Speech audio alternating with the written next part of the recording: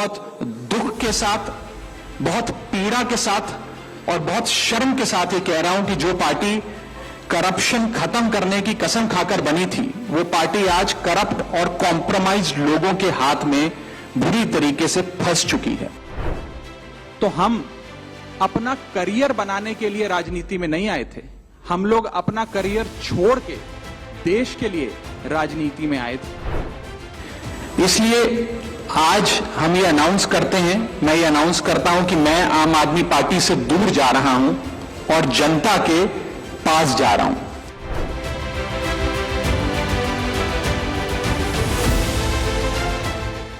क्या एक आंदोलन से निकली पार्टी अब अपने ही रास्ते से भटक गई है? ये वही आंदोलन है जिसने देश को नई राजनीति का सपना दिखाया था। आज उसी के नेता उस पर सवाल उठा रहे हैं।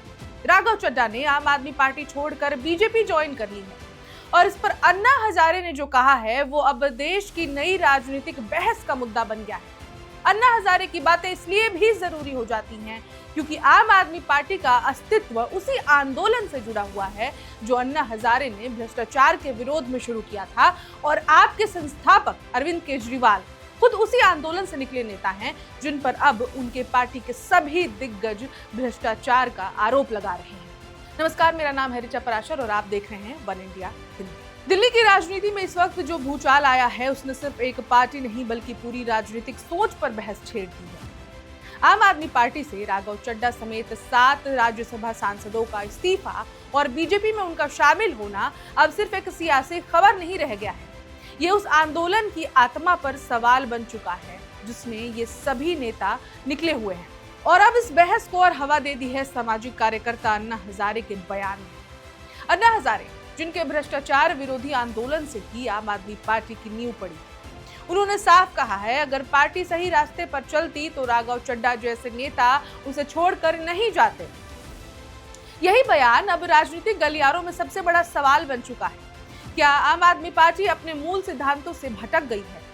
दरअसल राघव चड्ढा ने पार्टी छोड़ते हुए खुद को गलत पार्टी में सही आदमी बताया। उन्होंने आरोप लगाया कि जिस नैतिकता और जनहित की सोच के साथ पार्टी बनी थी अब वो रास्ता बदल चुकी है। उनके मुताबिक पार्टी अब देश हित से ज्यादा निजी हितों को प्राथमिकता देने लगी है। राघव चड्ढा के साथ जिन नेताओं ने पार्टी छोड़ी उनमें स्वाति मालीवाल, संदीप पाठक, अशोक मित्तल, हरभजन सिंह, विक्रम साहनी और राजेंद्र गुप्ता जैसे बड़े बड़े नाम भी शामिल हैं। हालांकि फिलहाल बीजेपी में आधिकारिक तौर पर 3 सांसद ही शामिल हुए हैं, लेकिन दावा किया जा रहा है कि कुल 7 सांसदों ने पार्टी छोड़ दी है। यह घटनाक्रम आपके लिए एक बड़ा झटका माना जा रहा है क्योंकि राज्यसभा में उसके कुल 10 सांसद हैं। ऐसे में अगर 7 सांसद अलग हो जाते हैं तो ये पार्टी की संसदीय ताकत पर सीधा असर डाल सकती है। इस पूरे विवाद के बीच अन्ना हजारे का बयान बेहद अहम हो जाता है। उन्होंने कहा कि लोकतंत्र में हर किसी को अपनी राह चुनने का अधिकार है, लेकिन अगर नेता पार्टी छोड़ रहे हैं तो इसका मतलब है कि कहीं ना कहीं पार्टी में ही कुछ गड़बड़ जरूर है। उन्होंने ये भी कहा कि स्वार्थ आ गया तो लोग समाज और देश को भूल जाते हैं और सत्ता और पैसे के पीछे भागने लगते हैं। यानी एक तरफ राघव चड्ढा और उनके साथियों का आरोप है कि पार्टी अपने सिद्धांतों से भटक गई है, तो दूसरी तरफ अन्ना हजारे का इशारा है कि समस्या सिर्फ पार्टी में नहीं बल्कि नेताओं की नीयत में भी हो सकती है। आपको बता दें कि इससे पहले भी अन्ना हजारे अरविंद केजरीवाल के खिलाफ ऐसी बातें बोल चुके हैं। तो अब सवाल उठता है कि सच्चाई क्या है? क्या आप वाकई अपने मूल एजेंडे से दूर हो गई है या फिर ये सिर्फ सत्ता की राजनीति का नया खेल है? कुल मिलाकर ये मामला सिर्फ एक पार्टी में टूट का नहीं है बल्कि उसकी विचारधारा पर सवाल खड़े हो रहे हैं जिसने कभी देश की राजनीति को बदलने का दावा किया था। आपको याद होगा जब अरविंद केजरीवाल भारत की राजनीति में आए थे, दिल्ली की राजनीति में आए थे, तो उन्हें अनिल कपूर की पिक्चर एक फिल्म थी नायक, उससे जोड़कर देखा जा रहा था। लेकिन अब एक एक करके उनकी वो जो दीवार है वो गिरती जा रही है।